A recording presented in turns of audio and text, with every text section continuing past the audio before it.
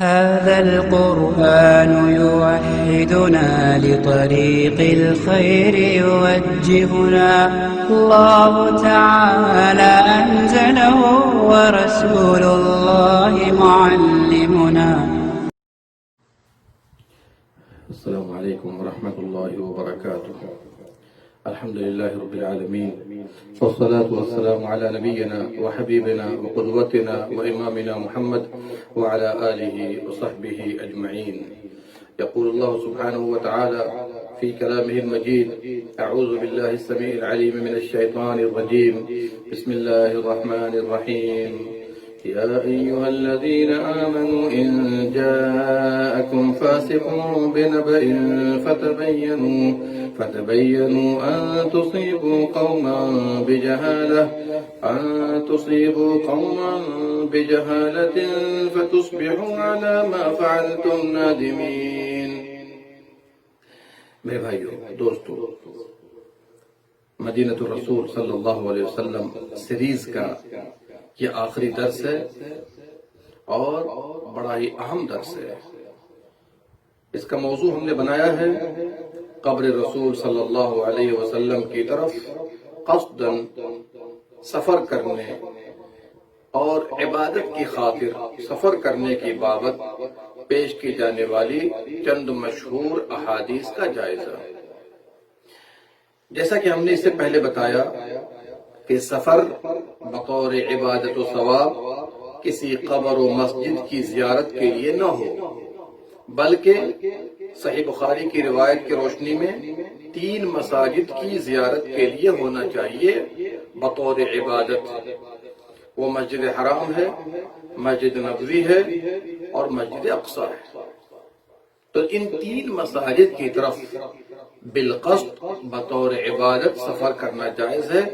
اس کے علاوہ کسی اور مسجد، کسی قبر، کسی مزار کے لیے سفر کرنا بطور عبادت و نیت، بطور ثواب سفر کرنا جائز نہیں ہے.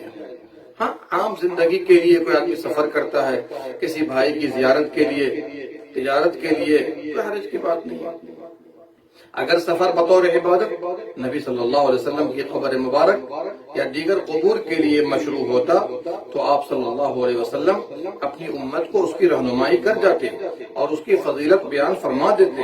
نیز یہ باتیں صحیح احادیث میں موجود ہوتی، اس لیے کہ آپ صلی اللہ علیہ وسلم کے حق میں جائز نہیں کہ حاجت کے وقت سے بیان کو مؤخر کر دیں، اور اس لیے بھی کہ آپ لوگوں کے لیے سب سے بڑے خیر خواہ، اللہ کا سب سے زیادہ علم رکھنے والے اور اسی کے لیے سب سے زیادہ خشیت تھی.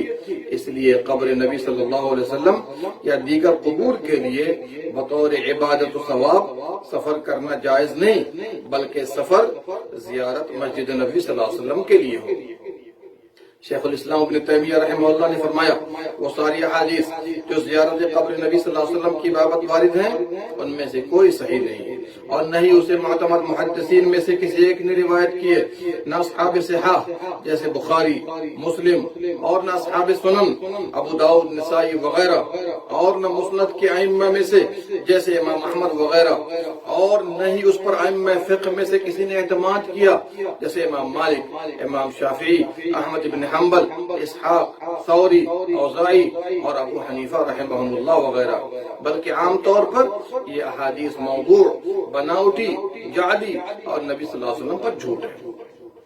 آپ صلی اللہ علیہ وسلم سے قبر مبارک کی زیارت کے متعلق ایک بھی حدیث ثابت نہیں. دیکھیے مجموع الفتاوی شیخ الاسلام ابن تیمیہ کی جلد نمبر 27 صفحہ نمبر 35. آئیے اختصار کے ساتھ وہ حدیث پیش کر دوں اور اس کے اندر کیا بیماری ہے، کیا آفت ہے، کس بنا پر وہ حدیث ضعیف اور موضوع ہے، وہ بھی آپ کے سامنے اختصار کے ساتھ رکھ دیتا ہوں. پہلی حدیث، عام طور پر اہل بدعت ایسی حدیث کو پیش کرتے رہتے ہیں، جیسے ہی آپ سنیے سمجھ لیجئے گا کہ یہ حدیث چلنے کے قابل نہیں ہے. ایک حدیث پیش کی جاتی ہے: من حج البیت ولم یزرنی فقد جفانی. جس نے بیت اللہ کا حج کیا اور میری زیارت نہ کی اس نے میرے ساتھ ظلم کیا ہے، جفا کیا ہے. یہ حدیث کیسی ہے ذرا توجہ کے ساتھ سنیے. حافظ ذہبی رحمہ اللہ نے فرمایا یہ حدیث موضوع اور نبی صلی اللہ علیہ وسلم پر جھوٹ ہے. دیکھیے میزان جلد نمبر 3 صفحہ نمبر 237. اسے علامہ صنعانی نے اپنی کتاب الاحادیث الموضوع صفحہ نمبر 6 اور امام شوکانی نے اپنی کتاب الفوائد المجموعہ فی الاحادیث الموضوع صفحہ نمبر 42 میں موضوع قرار دیا ہے. علامہ محمد ناصر الدین البانی رحمہ اللہ نے فرمایا یہ حدیث موضوع ہے، ساختہ ہے، جعلی ہے. اس کی آفت کیا ہے؟ اس بنا پر ہے یہ موضوع. محمد ابن نعمان بن شبل ہے. اس راوی نے کہا ہم سے امام مالک نے، انہوں نے نافع سے اور ان سے ابن عمر رضی اللہ عنہ نے بیان کیا ہے. اور ابن عمر نے نبی اکرم صلی اللہ علیہ وسلم سے. اسے ابن عدی جلد نمبر 7 صفحہ نمبر 2480 اور ابن حبان نے اپنی کتاب ضعفاء جلد نمبر 2 صفحہ نمبر 73 میں روایت کی ہے. اور ان سے ابن الجوزی نے موضوعات میں جلد نمبر 2 صفحہ نمبر 217 میں نقل کیا ہے. دونوں نے کہا یہ مذکورہ راوی ثقہ راویوں کی طرف منسوب کرتے ہوئے جھوٹی باتیں اور ثابت روایتوں کو بدل کر پیش کیا کرتا ہے. علامہ ابن الجوزی نے کہا اس کے بعد امام دارقطنی نے فرمایا اس حدیث میں طعن محمد بن نعمان کے سبب ہے. اس حدیث کے موضوع اور جعلی ہونے پر یہ بات بھی دلالت کرتی ہے کہ نبی کریم صلی اللہ علیہ وسلم کے ساتھ جفا ظلم اگر کفر نہ ہو تو گناہ کبیرہ تو ہے ہی. اس بنا پر جس نے آپ کی زیارت ترک کر دی وہ گناہ کبیرہ کا مرتکب ہوا. یہ اس بات کو مستلزم ہے کہ زیارت حج کی طرح واجب ہے. زیارت حج کی طرح واجب ہے اور یہ کوئی بندہ مسلم نہیں کہتا. وہ اس لیے کہ آپ صلی اللہ علیہ وسلم کی زیارت خواہ اعمال خیر میں سے ہے، سارے علماء کے نزدیک عمل مستحب سے آگے نہیں. لہذا اس کا تارک نبی صلی اللہ علیہ وسلم کے ساتھ جفا اور اعراض کرنے والا کیسے شمار کیا جائے گا؟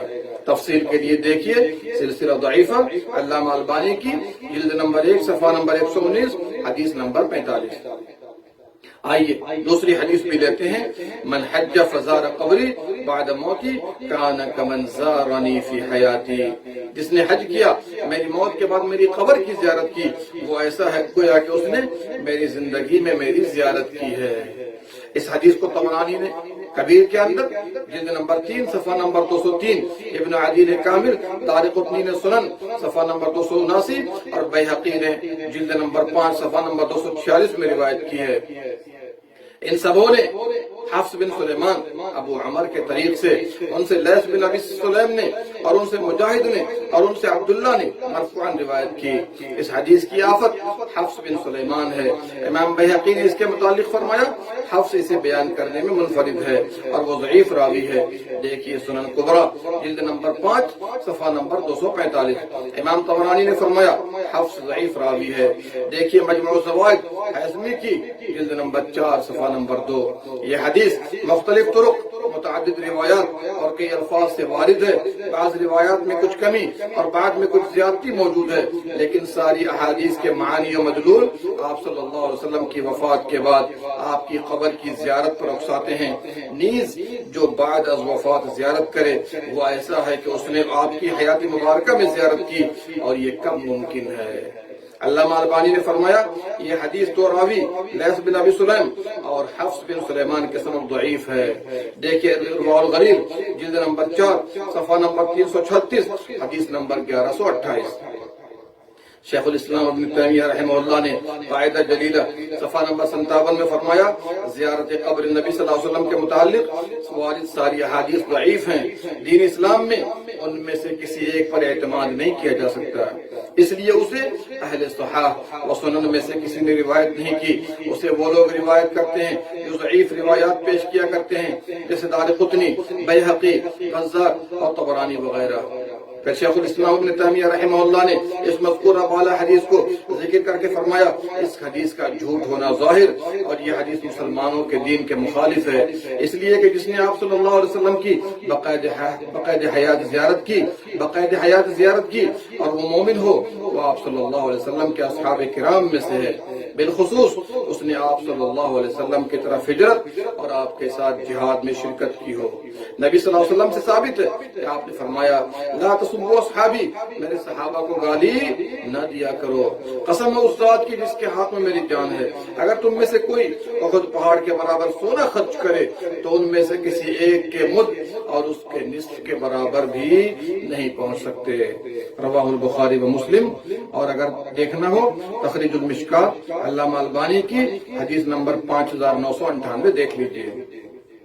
صحابہ کرام کے بعد کوئی ایک بھی شخص فرضی اعمال جیسے نماز، جہاد، روزہ اور حج کے ذریعے صحابہ کرام تک نہیں پہنچ سکتا۔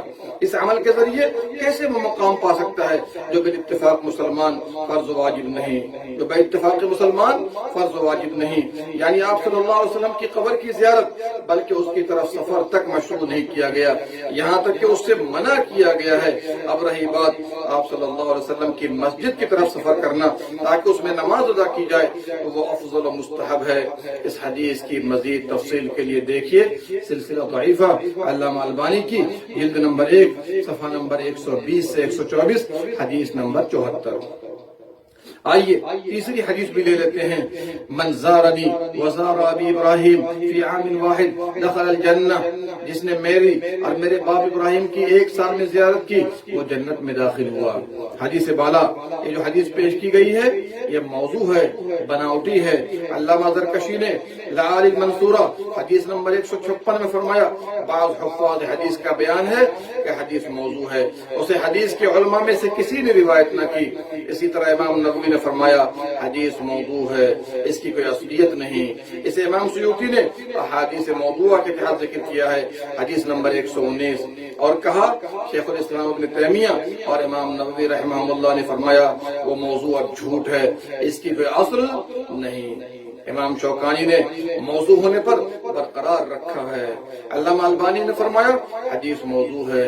تفصیل کے لیے دیکھیے سلسلہ ضعیفہ جلد نمبر 1 صفحہ نمبر 120 حدیث نمبر 46۔ آئیے ایک اور روایت لے لیتے ہیں، چوتھی حدیث من زارنی او زار قبری کنت له شافعا او شہیدا، جس نے میری یا میری قبر کی زیارت کی میں اس کا سفارشی بنوں گا یا اس کے ایماندار ہونے کی گواہی دوں گا۔ اسے امام ابو داؤد طیالسی نے روایت کیا ہے حدیث نمبر 297۔ مذکورہ بالا حدیث جو ابھی پیش کی گئی ہے حدیث ضعیف ہے۔ اسے طیالسی نے مسند کے اندر حدیث نمبر 65 میں روایت کر کے فرمایا ہم سے سوار بن میمون ابو جراح عبدی نے بیان کیا اور کہا مجھ سے آل عمر میں سے ایک آدمی نے بیان کیا اور ان سے عمر رضی اللہ عنہ نے فرمایا میں نے رسول اللہ صلی اللہ علیہ وسلم کو فرماتے ہوئے سنا اور مذکورہ بالا حدیث پیش کی۔ علامہ البانی رحمہ اللہ نے فرمایا یہ سند اس راوی کے بنا پر واحد گواہی ہے جس کا نام نہ لیا گیا، اور سوار بن میمون سے محدثین نے کنارہ کشی اختیار کی ہے۔ اسے ابن ابی حاتم، امام ذہبی اور نہیں ابن حجر عسقلانی رحمہ اللہ نے ذکر کیا ہے۔ جی ہاں، اسے بعض روات نے بدل دیا اور میمون بن سوار کہا، اس کے باوجود محدثین نے اسے میمون نام کے تحت بھی ذکر نہیں کیا۔ یہ اس بات پر واضح دلیل ہے کہ وہ راوی مغمور، نہ تجربہ کار و مجہول ہے۔ اس لیے حافظ ابن عبد الحادی نے صارم منکی صفحہ نمبر 87 میں فرمایا وہ شیخ مجہول ہے، عدالت و ضبط میں معروف نہیں، یعنی قوت حافظہ میں معروف نہیں۔ اس روایت میں سوار کا شیخ مبہم ہے، وہ مجہول سے بدتر حالت میں ہے۔ ابن الحادی نے فرمایا یہ حدیث انقطاع یعنی راوی کے سقوط، جہالت اسناد اور اضطراب کے سبب صحیح نہیں۔ دیکھیے رواه الغلیل علامہ البانی کی جلد نمبر 4 صفحہ نمبر 333 سے 334 اور حدیث نمبر 1127۔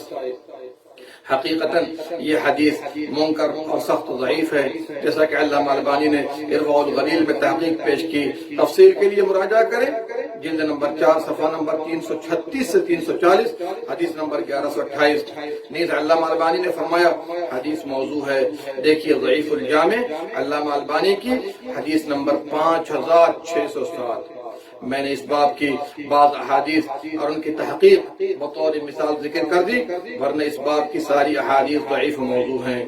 عالم اسلام کے ایک بڑے عالم ڈاکٹر سدلان نے فرمایا علماء میں سے جنہوں نے زیارت قبور کے لیے سفر کرنے کی رخصت دی جیسے ابو حامد غزالی، ابن عبدوس تقی الدین سبکی اور ابن حجر حیثمی وغیرہ ہیں، انہوں نے ایسی احادیث سے دلیل پکڑی ہے جن کا جھوٹ اور بناوٹی ہونا ثابت کیا گیا، جسے امام طبرانی وغیرہ نے روایت کی ہے۔ اس لیے سلف اور ائمہ میں سے کسی نے ان احادیث موضوعہ سے حجت نہیں پکڑی۔ ایسی روایات سے باتفاق علماء اسلام شرعی حکم کا اثبات نہیں ہوتا۔ اللہ المستعان۔ دیکھیے تنبیہ زائر المدینہ علی الممنوع والمشروع فی الزیارہ، دکتور صالح بن غانم صدران، صفحہ نمبر 32 سے 33۔